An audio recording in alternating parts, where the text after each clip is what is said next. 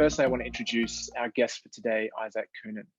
Isaac has an extensive experience in building some of the country's leading innovation and tech communities with a particular focus and passion on the property technology cluster. Isaac is currently the Senior Industry Development Manager for Brisbane Economic Development Agency, leading the City of Brisbane Proptech strategy, along with being a global advisor to Second Century Ventures and their accelerator program, Reach. Isaac started Proptech Brisbane in an effort to demonstrate the diversity and talent within the Brisbane property technology cluster and to act as a centralized point for promotion, amplification, and education for the sector. So welcome, Isaac. Thank you very much for having me. No worries. So why don't we kick off today and just, if you can sort of, I guess, set the baseline and start with sort of defining in your words, what Proptech is. Yeah, absolutely. This is a question that we get asked all the time. And I want to preference it with saying that it is probably going to evolve. But for now, Proptech Brisbane defines a property technology company as a technology-based or digitally based product company that services a single facet or the entire property industry. And the reason why we've kept it that broad is because the emerging property technology industry is quite young and still growing. We thought best not to have a number of different silos that sit underneath that. We will see over time a real focus on construction tech, a real focus on real tech, a real focus on commercial real estate tech. But for now, Proptech is defined as any technology or digital-based product that services the property sector. Nice. Okay, so quite broad there, but I think, as you say, as this gains momentum, it's going to get more and more specific on the different parts of the property industry. So, Isaac, you recently released the Australian Proptech Industry Map Report, which is, I'm guessing, that took you a while to put together. And what were some of the key findings? Was there anything that really surprised you, or was it just sort of confirming that sort of intuition that the property sector had for a while? Look, the basis of that report was really to bring tangible data and visibility into the growing Proptech cluster here in Australia. So no, nothing really took me by surprise, but it's now great to actually have data to back up everyone's assumptions. One of the key assumptions for the Proptech sector is the majority of Proptech founders are actually industry veterans with a substantial tenure in the sector who've kind of cracked it with a certain or particular inefficiency or see an opportunity to really evolve the property economy to the next phase, and so are taking it on themselves to do so. So I think the report showed that the average Proptech founder in Australia is circa 40 years old with a minimum of 11 years experience. We, as Proptech ecosystem leaders, however you want to describe it, we knew that. That's what we were seeing, but now we've got data to actually back up a lot of those assumptions. Yeah, amazing. And I should take a little sidebar here and apologize for any background noise that you guys do hear. The API has their board meeting on next door, and they're getting very excited about the property market at the moment. So there they go. So we'll crack on, mate. In this report, how many Proptechs did you participated? How many Proptechs are there in Australia? Give us a sense of that sort of scale. Well, look, I think it's important with a report like this to understand that this isn't the entirety of the Proptech sector. We captured data from a number of Proptechs around the country that we're able to create a baseline of information for. We had 130 Proptech companies participate in this report, and we validated 92 of them. Now we're expecting this to grow year on year as this report gains momentum. We are expecting, and thanks to a lot of other awesome reports out there like the UNISU Global Proptech Report, everything that the likes of Taronga and Reach are doing to amplify the sector, we know that there is somewhere between 250 to 300 Proptechs in Australia. However, we really are focused on capturing the data from revenue generating commercialized Proptechs. So that's not just the people who've got a great idea and a great pitch deck and are in that really early stage of their business. We're trying to extract data from companies that have clients, have a product in the market, are hiring staff, and are really servicing the sector. So of that, we captured 92 companies that were doing that really well. Yeah, that's good to know. I think that's a common concern when the adoption of PropTech comes up is are they too early? Are they going to be around in 2 more years? Why would I spend all this upfront capital and time on onboarding said service or product for it to fall over or for not to really do what they say they're going to do? Yeah, that 92, I guess, is a good way of sort of distilling down the ones that are really cracking on and getting that sort of market buy-in. I think that also comes into the, oh no, go ahead, sorry. No, you're right. Go for it. I was going to say that kind of comes into, it is one of the biggest concerns for the industry, because a lot of emerging technology companies can sell themselves a lot better than the reality of their technology. And this is a constant pain point we experience when talking to industry is, oh, okay, we were pitched this great idea. We then decided to roll it out, but it was only after contracts were signed, we realized that there was no substance to the product. So we're trying to mitigate that risk for industry. And I think that's actually a really important thing for industry to understand is the premise of what we're trying to do is if we connect you with a PropTech, it's because we've actually done our due diligence to make sure that it's a viable product. Gotcha. So, I mean, for the audience today, right, we've got to focus on the development industry. And your report outlined that sort of 25% of the PropTech companies that contributed are involved in that development construction side of things. So, I mean, how should developers and anyone within the property industry engage with these PropTechs? Find them, connect with them, find out what they're doing, do some DD, and potentially start working with them. Look, I feel like there's always going to be two elements when it comes to engaging with PropTech companies. One of them, which is the slightly scary option, is PropTech companies are going to come to you and present to you with a solution that solves a problem you didn't know you had, or it creates an efficiency you didn't realize you're inefficient in. And where the knee jerk comes into, particularly when looking at developers, is, it's, well, if it's not an issue, if it's not a pain point for me currently, why will I try and improve it? So there is really that willingness to engage with new solutions that actually are solving problems for you that you haven't yet experienced. And then on the flip side, which I generally think is a far easier place for industry to start, is really actually sit down and look at your internal processes. Look at how you bid for property. Look how you try and acquire property. Look at the way you manage your sales pipeline, your project management portfolio.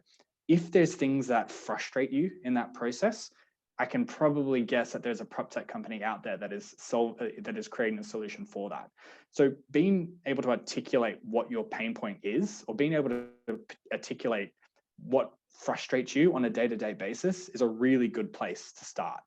When it comes to finding PropTech companies, the likes of Reach, Accelerator, the likes of Taronga Ventures, the PropTech Association of Australia, Proptech Brisbane are a really good place to start, because we're working hand in hand, day in, day out with PropTech companies and validating them. So we're actually, initiatives like that are a really easy entry point. Think of them as like a white pages. You can go to one of these groups, PropTech Brisbane, you can come to us and say, hey, look, we are finding bidding on property really difficult, or transparency and what property is on the market is really difficult. Great. We can plug you in with a solution that we know is solving for that. Yeah, and I think that answers my next question. And is that kind of, if it ain't broke, don't fix it kind of mentality, and all that sort of legacy processes, especially within the development and construction side of things, that has served people very well for the past 100, 200, probably 1,000 years in terms of how they've gone about building and developing property and buildings. But today, it's not so much about that's necessarily a wrong way to do it. There's just so many better, efficient, and then at the end of the day, probably more profitable ways to do it. Time is the killer of all projects, and if things can speed it up, if that's the only thing that they solve for, that's probably it's a good place to start. And it's a good win. So what are some examples of development companies leveraging PropTech to the most benefit? Are there sort of a few that stand out? Probably just because we're working with them pretty closely at the moment, but the team at Sakasui House with their West Village development have been particularly forward focused and forward thinking when it comes to adopting emerging technologies, but then also when it comes to adopting emerging technologies here in Australia. You know, a perfect example of this technology was space optimization data. How are people using precincts? How are people engaging with precincts? How are they engaging with retail? You know, the team at West Village was spending a lot of time looking overseas to the US and the UK to figure out what solutions are on the market. And whilst there were a few that were good, they've actually just engaged with a product that was developed here in Brisbane at St. Lucia, not knowing that that company existed here in its own backyard.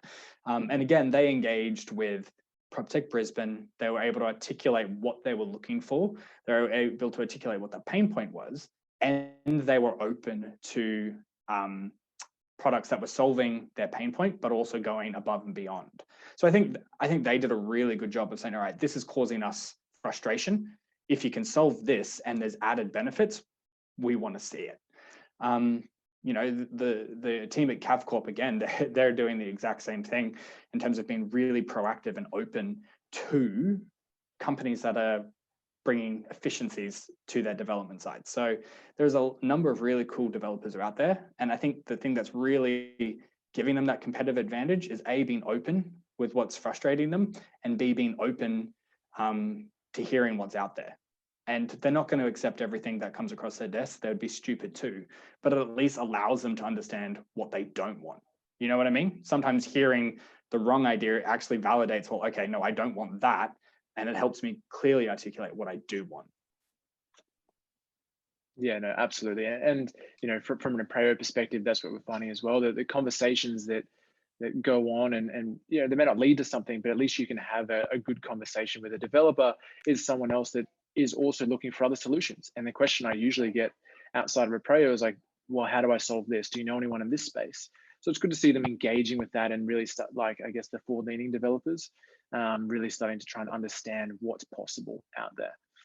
I mean, flick it to the other side, and then, you know, maybe giving some industry insights at the moment. Like, you know, what are some of the current companies in Australia that can help developers? I mean, you mentioned Space there.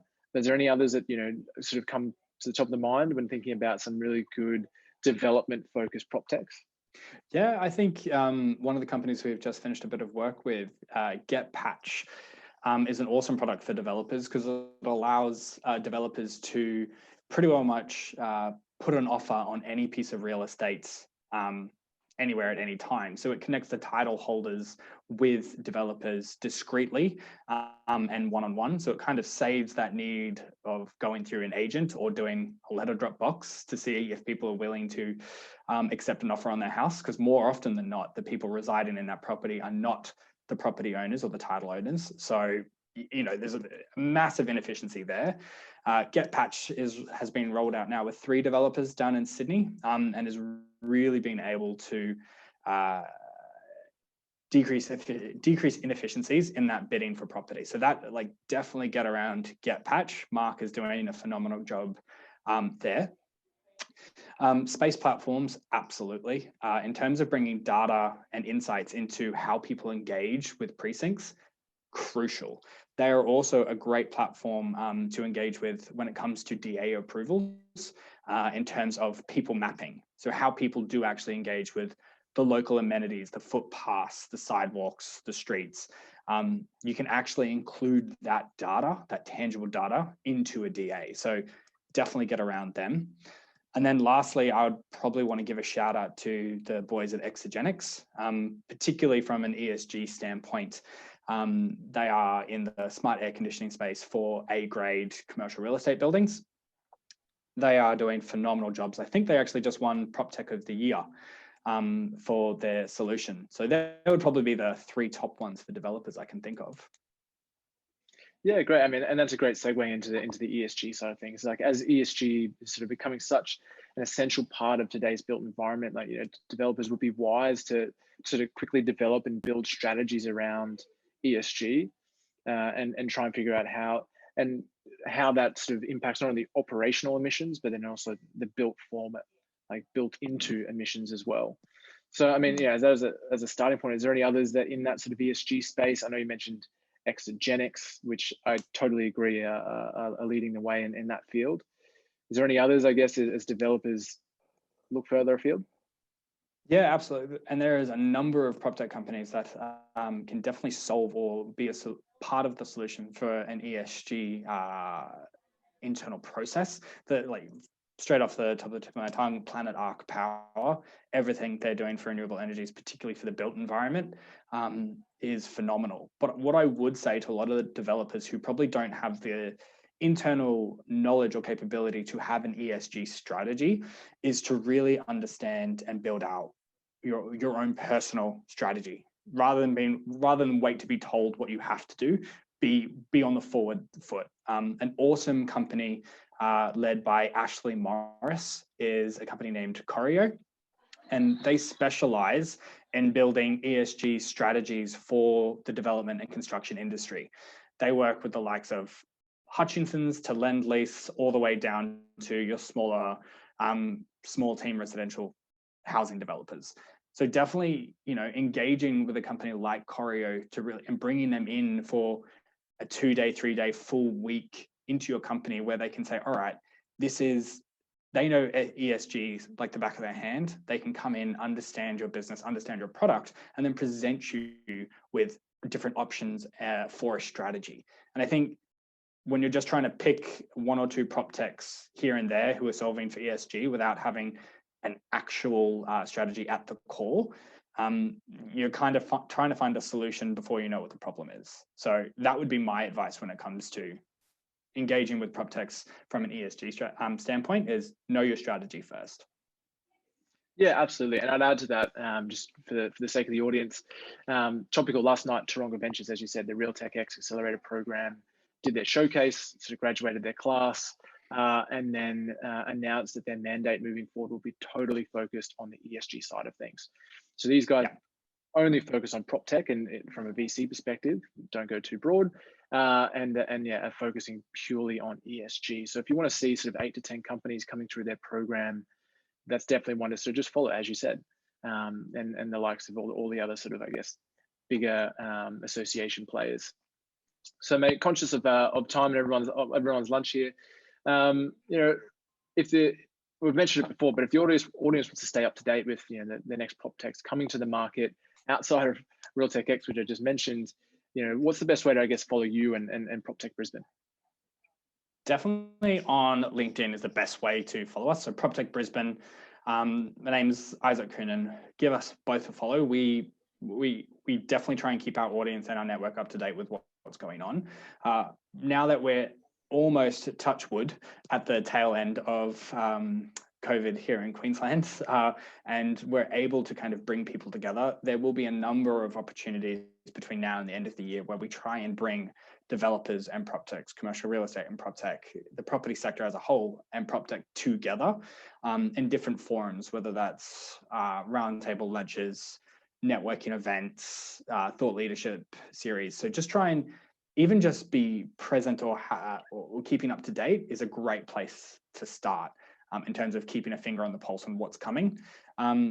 The only other groups that I would definitely recommend is the Proptech Association of Australia, Reach Australia, and as you mentioned, Taronga Ventures. No one's competing with each other here. We all get along really well, and we're all trying to grow the broader PropTech economy in Australia together. So yeah, give us all a follow and we'll do our best to keep you informed.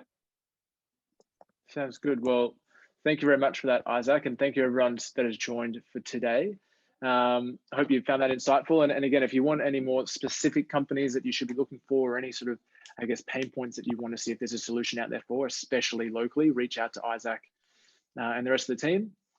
So as we bring together more of leaders from the, I guess, the development industry for the audience today, please give me a shout out on LinkedIn or via email and let me know if you want to get involved, if you want to join us for a webinar, or if you want to sort of see someone else sitting in front of me. So yeah, until next time, thank you very much and take care. Thanks a lot, guys.